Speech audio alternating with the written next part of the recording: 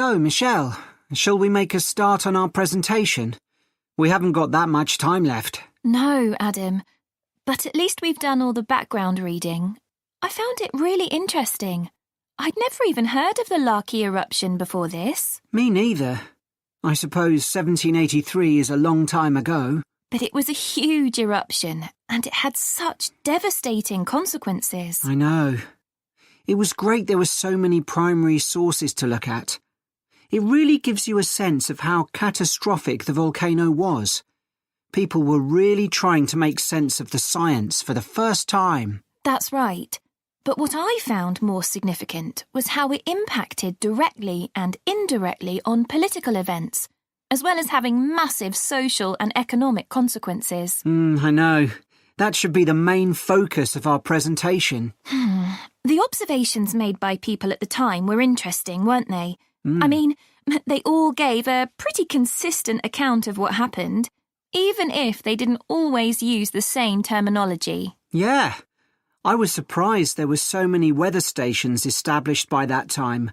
So, you can see how the weather changed often by the hour. Right.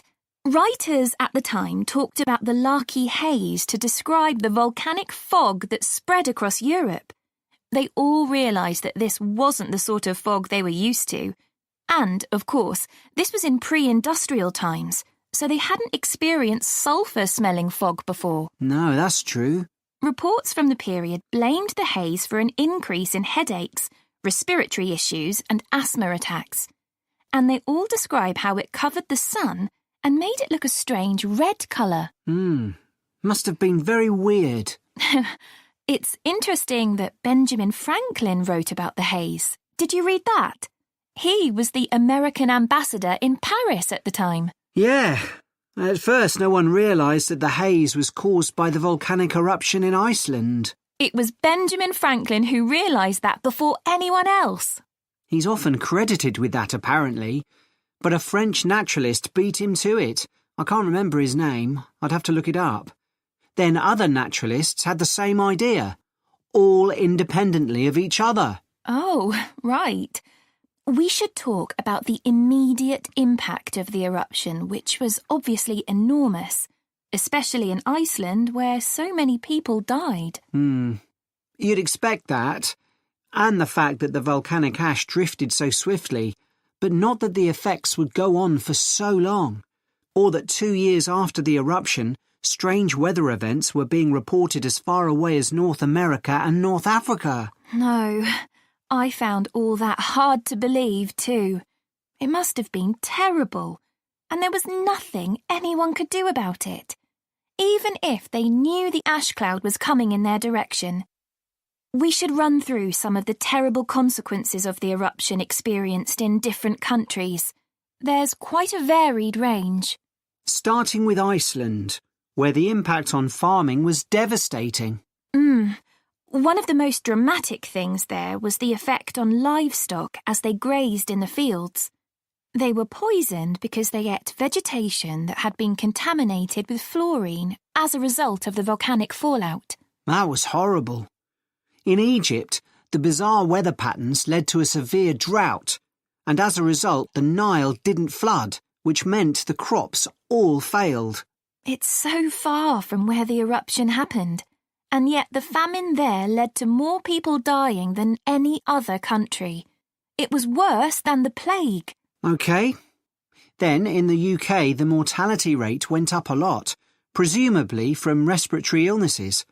According to one report, it was about double the usual number and included an unusually high percentage of people under the age of 25. I think people will be surprised to hear that the weather in the USA was badly affected too. George Washington even makes a note in his diary that they were snowbound until March in Virginia. That was before he became president. Yes, and there was ice floating down the Mississippi, which was unprecedented. Astonishing, really. Anyway, what do you think we should include next?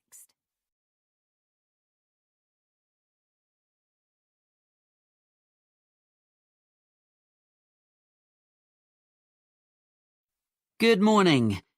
Now, we've been asked to choose an aspect of European clothing or fashion and to talk about its development over time. I decided to focus on a rather small area of clothing, and that's pockets. I chose pockets for two reasons, really. We all have them in jeans, jackets, coats, for example, and even though we often carry bags or briefcases as well, nothing is quite as convenient as being able to pop your phone or credit card into your pocket.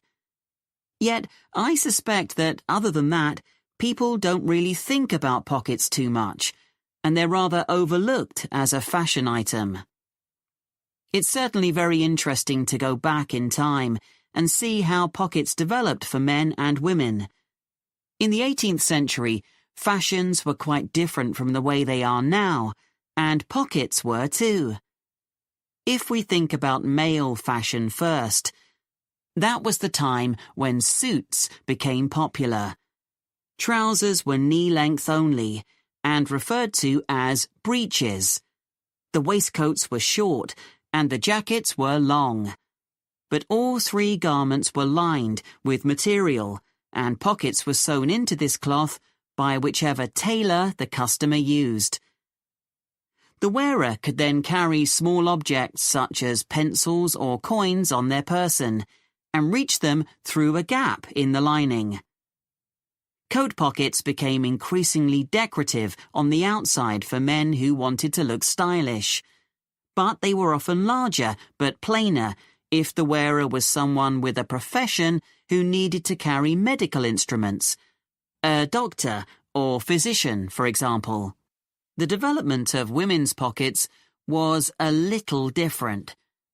For one thing, they weren't nearly as visible or as easy to reach as men's. In the 18th and 19th centuries, women carried numerous possessions on their person, and some of these could be worth a lot of money. Women were more vulnerable to theft, and wealthy women, in particular, worried constantly about pickpockets. So, what they did was to have a pair of pockets made that were tied together with string. The pockets were made of fabric, which might be recycled cloth if the wearer had little money, or something more expensive, such as linen, sometimes featuring very delicate embroidery. Women tied the pockets around their waist, so that they hung beneath their clothes.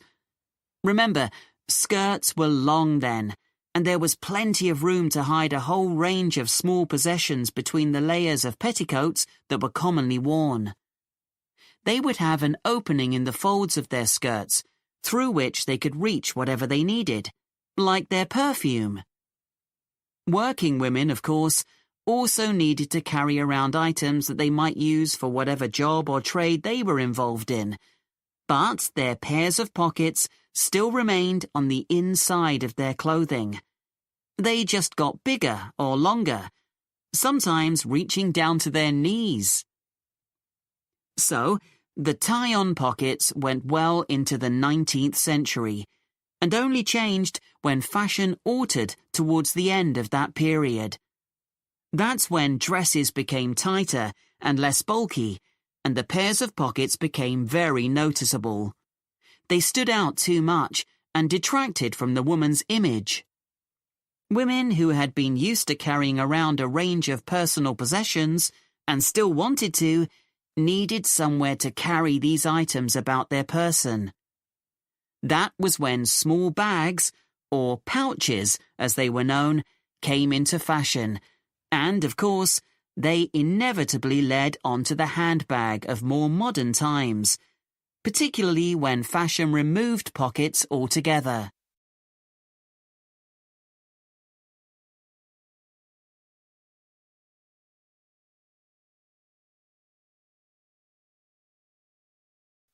Hello, Wayside Camera Club, Breeder speaking. Oh, hello. My name's Dan, and I'd like to join your club. That's great, Dan. We have an application form. Would you like to complete it over the phone? Then you can ask any questions you might have. Oh, yes, thanks. Okay. So, what's your family name? It's Green. Dan Green. So, can I take your email address? Yes, it's dan1068@market.com. Thanks. And what about your home address? Well, I'm about 10 miles away from your club in Peacetown. I live in a house there. Okay. So, what's the house number and street? It's 52 Marrowfield Street. Is that MARROWFIELD?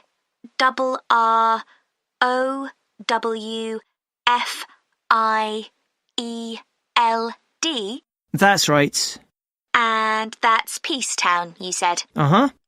So, how did you hear about our club? Did you look on the internet?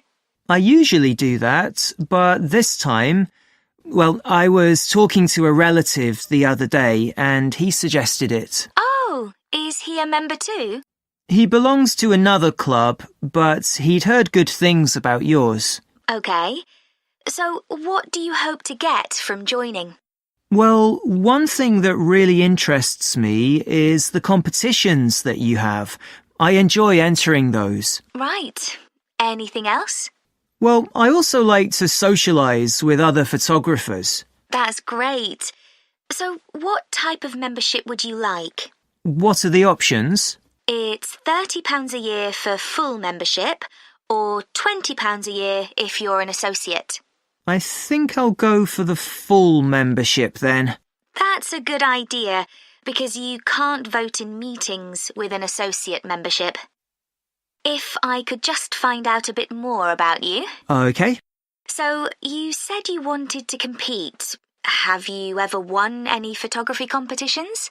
Not yet, but I have entered 3 in the past. Oh, that's interesting. So why don't you tell me something about those? Let's start with the first one. Well, the theme was entitled Domestic Life. I see. So it had to be something related to the home? Yeah, I chose to take a photo of a family sitting round the dinner table having a meal. And, I didn't win, but I did get some feedback. Oh, what did the judges say? That it was too busy as a picture. Aha. So it was the composition of the picture that they criticised? That's right. And once they'd told me that, I could see my mistake. So what was the theme of the second competition? Well, my university was on the coast, and that area gets a lot of beautiful sunsets. So that was the theme. Oh, sunsets. That's a great theme. Yes, the instructions were to capture the clouds as well. It couldn't just be blue sky and a setting sun. Sure, because they give you all those amazing pinks and purples. Yeah, and I thought I'd done that well, but the feedback was that I should have waited a bit longer to get the shot. I see. So the timing wasn't right. Yes, I took it too soon, basically. And then the third competition I entered was called Animal Magic. Well, that's a difficult subject. I know. I had to take hundreds of shots. I'm sure, because animals move all the time. That's what we had to show. There had to be some movement in the scene. I got a great shot of a fox in the end, but I took it at night and, well, I suspected that it was a bit dark, which is what I was told. Well, Dan, you seem to be really keen, and we'd be delighted to have you in our club. I'm sure we can help with all those areas that you've outlined. Thanks, that's great.